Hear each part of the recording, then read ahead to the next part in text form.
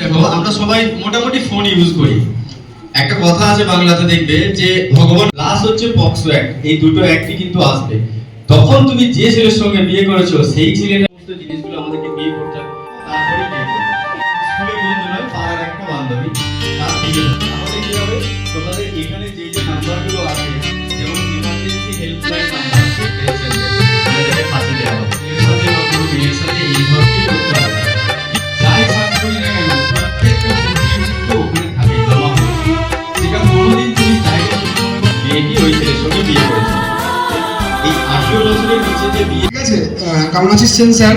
বেশ, উনি একটা পোর্টাল ইয়ে করেছে, মানে এই রুরাল বেসের কথা মাথায় রেখে। তোমাদের নয় 10 কিলোমিটার, আমাদের থানা থেকে লাস্ট বর্ডার আছে লক্ষণপুর, মানে সেই মুন্ডলিকা জিপি, অ্যাপ্রক্স 20 কিলোমিটার রাস্তা আছে।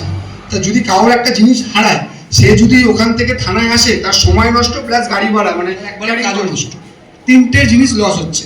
এই 3টে জিনিস যাতে লস না হয়, সাধারণ মানুষের কথা চিন্তা করে আমাদের একটা ইজিডি পোর্টাল চালু করা হয়েছে।